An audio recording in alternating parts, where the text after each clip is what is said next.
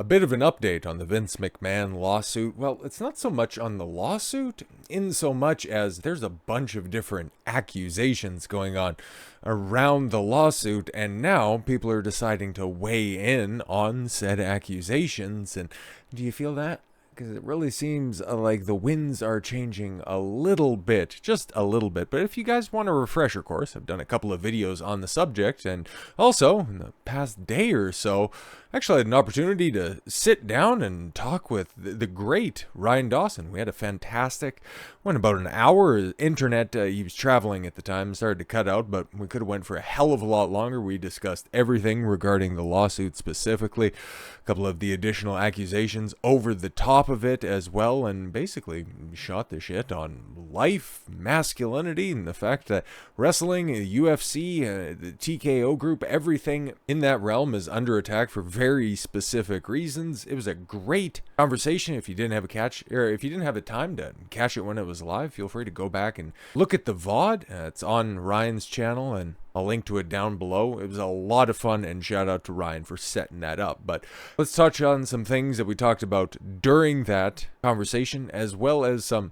additional, I don't even know if we can call these accusations, because yeah, look at this guy out here. Okay, Vince McMahon was fully aware of male wrestlers and they're facing different propositions. This all just, once again, it's dragging up old accusations, kind of like with the Rita Chatterman, the female referee, and her long discredited accusations. But the Pat Patterson stuff from back in the 80s is like, yeah, there were settlements that were handed out on that, but those are settlements. It's not an admission of guilt. It's not a finding by any means. It's just, this is the point in time where they're trying to heap a bunch of dirt on top of Vince to just make sure that his reputation and any idea of him coming back and interfering with TKO is long done and dusted. Oh, we'll take a look at this. Retired professional wrestler claims former WWE Chairman Vince McMahon is fully aware of the past misconduct within the organization, including allegations that performers were harassed and coerced into certain acts. They were there. Okay, we were asked to do things, sexual things, to other men that they did not want to do. That's strange. Oh, and this is from, Paul Roma. Oh, Paul Roma, if you remember from the Can-Am Connection, and the least popular former member of the Four Horsemen. Oh, okay, cool. The guy who's perpetually bitter. Fantastic. Vince is fully aware. There are a lot of guys fully aware that I'm speaking out about right now. Added Roma, who wrestled in what was known, or what is now known as WWE, but yeah, back when it was the Fed. There are guys that have passed away, vice presidents are part of it, and they were all a part of it, right? And the bombshell interview, a bombshell, whatever, comes after McMahon stepped down in the wake of a federal trafficking lawsuit filed by a former staffer. It's kind of funny because we went over, like I said, Dawson and I, we went over the lawsuit, and yeah, it's a civil lawsuit. It's a civil lawsuit granted federal jurisdiction because she's alleging trafficking, but like I said, if you want a full recap on those events, feel free to go watch the pod. I would highly recommend that. Or I've got a couple of other videos going over the subject as well. And another reason like that, okay, is like if you have an actual grievance, provide some receipts. Stop peddling the same claims that you have for decades, just hoping to get another spot, secure another bag, and continue your hustle. And this right here, law firm launching WWE settlement site offering potential justice for victims or witnesses. Where have we seen this exact same tactic been picked up before? And that's over with Russell Brand, with your authorities trying to come forward to shake anybody down to see if, do you have additional claims that are over the top of this? You too can seek a settlement from from massive class action law. Like, it's the classic ambulance chasing tactics. What are we doing here? I'd be half surprised if this wasn't from Binder and Binder, but we've got Pintas and Mullins. They have launched WWEsettlements.com. It's funny the way that they want to go ahead and name that website because, okay, you want to call it WWE Settlements, not WWE Justice, not WWE Lawsuit, not Vince McMahon must be held accountable. I understand that. That domain name's probably fairly long, but settlements, you're specifically eliciting people. Try to get in on the shakedown, to get in on this grift. Okay, the site states, if you were assaulted, made to feel uncomfortable, or witnessed, or simply you were party to Okay, cool. Abuse by Vince McMahon or anybody at WWE or UFC. Oh, because you know that TKO is willing to just pay people to make them go away, meaning that they're never going to go away. You may be entitled to significant compensation. Doesn't that read like one of those? You may be entitled. Oh, did you own a Toyota Corolla between the years of 1994 and 1996? This is known to have a faulty seatbelt, and you may be entitled to small compensation. WWE founder. I guess that's technically true because it became WWE under Vince, but it has its roots stemming all the way back to his grandfather. But okay, under investigation for exploitation and trafficking. Vince McMahon and the WWE UFC are under investigation for assault and trafficking after former employees came forward with allegations of profoundly disturbing misconduct. Yeah, sure thing. According to a recent lawsuit, the founder and other leaders, forced employees to participate in acts by threatening to terminate their employment. That's actually a mischaracterization of what's in there. It was just feelings and opinions over the top of all of it that just led Janelle to feel like her termination was likely if she didn't comply. Now, this is not the first time McMahon or the Fed has faced accusations of abuse by the previously mentioned Rita Chatterman. 2022 investigators seized documents that discovered non-disclosure agreements and multi-million-dollar payouts covering up misconduct. Thousands of victims are speaking up every year to receive the compensation, yes, to continue the Me Too hustle, and justice they deserve. Fill in the form above and call us today for a confidential and free conversation with one of our female attorneys. Big shock that that's the turn that it takes on this one. But like I said at the beginning, you're starting to see maybe a little bit of a change in direction because there are more people starting to really, assess the claims that are there, listen to all the different grifters that are hopping on the bandwagon and going, something about this really isn't right. And then when you have two of the biggest stars in the business come forward in the form of Randy Orton, he was interviewed by Sports Illustrated and the New York Post. Just so happened to have the Daily Mail because they all got together and into a cab and who's driving. No. This is just the reprint that I wanted to use, so suck it. WWE star Randy Orton admits he's torn over allegations against Vince McMahon. Now, I've seen the horrible things online, and I don't want to believe because this man has done so many things for me. And guess what?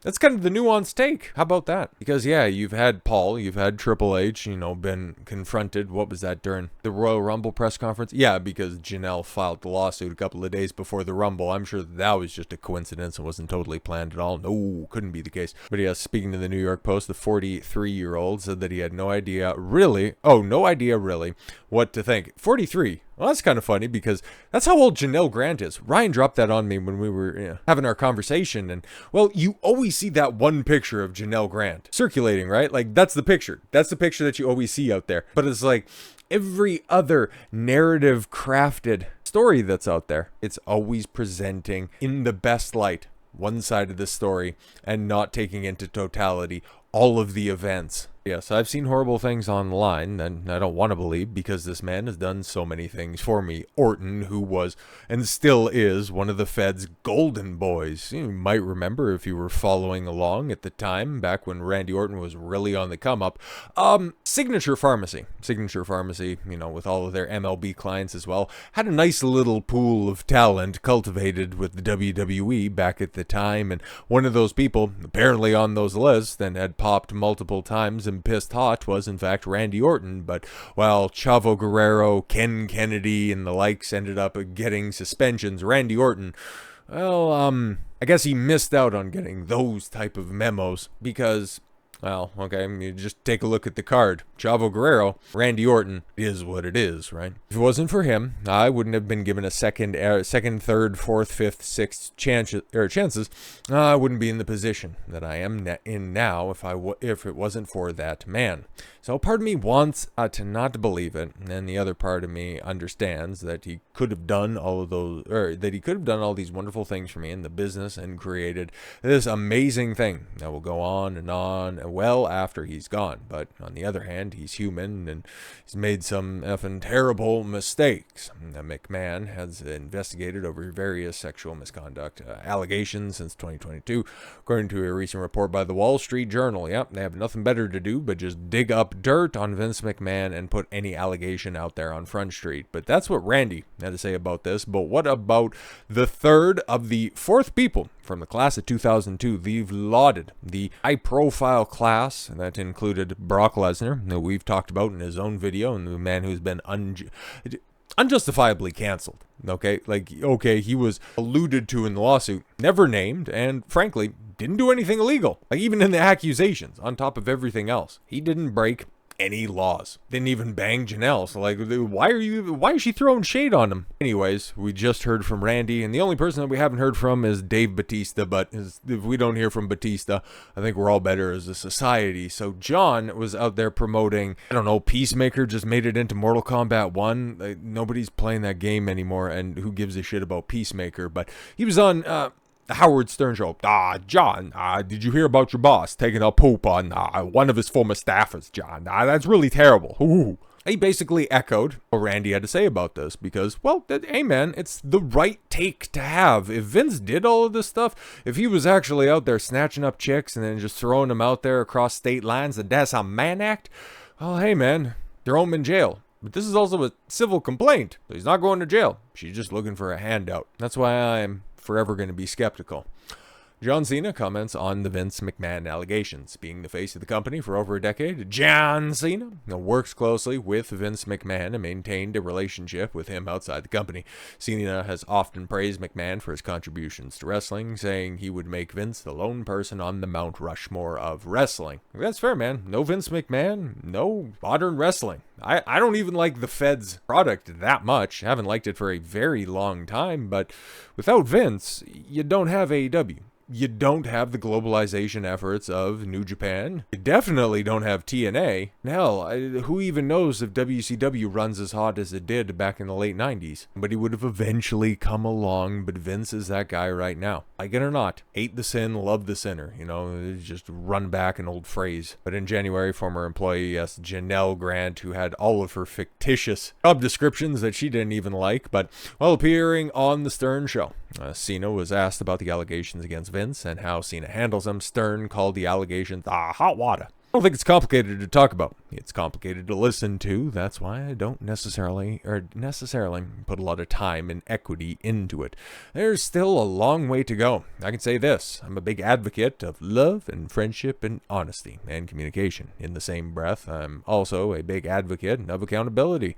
If someone's behavior lies so far outside the value system and the balance shifts of I can't operate in a world where this works. That's the end result of being accountable. Right now, I'm gonna love the person I love, be their friend. I love you. You have a hill to climb. There is the saying of you don't know who your friends are until shit hits the fan, or the top of an intern's head, or your back is against the wall and Johnny Ace is plowing away. That doesn't make any of what's going on any easier to swallow. Weird phrase. Just telling someone you love them. It's a hill to climb, and we'll see what happens. That's that. It sounds so cliche, but it has to be one day at a time. I've openly said I love the guy. I have a great relationship with the guy, and that's that. It's largely my construction of operation with honesty and communication. Those are strong leads to handling any problem or achievement. The whole thing is super unfortunate, and it sucks. It deals with an individual I love and an entity I love. I want everyone to have the experience that I have. Not only do I tell a friend that I love them, but I switch to the entity and say, how can I help? That's what Cena had to say about this, and, well, there's a couple of different ways that you can read that. Obviously, him and Orton, they're basically saying the same thing, so for the purpose of this analysis, I'll just go ahead and lump them both together. They both really appreciate, and enjoyed working for Vince McMahon. I think that was apparent to see over the previous decade and change, the fact that both of them were, in fact, the face of the company. Very easy to see why they'd be so partial to Vince. But then you also think, It's like, okay, if there's dirt on Brock Lesnar and he hasn't even said word one about this stuff, are Orton and Cena trying to soft shoe around this so that Vince, if he decides to go nuclear on all of this, doesn't throw everybody under the bus like Cena and Orton? Is there stuff that they were doing back in the cut? Who knows for sure? We don't even know if any of this is true right now, and this is how desperate narrative pushers are getting. They want to get McMahon buried under 16 different tons of accusations, mostly because I've got a sneaking suspicion this might be a little bit conspiratorial, a little bit over the top, but TKO fears their majority shareholder. They fear having a self-professed liability back on the board, and they just want to make him so toxic, so nuclear, they can go ahead and have everybody else do their dirty work for them. Pun somewhat intended. So that's the Vince McMahon update right now. People are finally starting to come out and go, yeah, I don't know so much about those accusations, but Vince, good man. Could he have done it? Who knows? Chances are, very likely he did some portion of that, but was it consensual or was it not consensual? I think that's basically what's at play right here. With all that said, thank you all very much for the gift of your time. I'm Don Consuelo. I want you to follow your gut and get after it. Take care, everyone.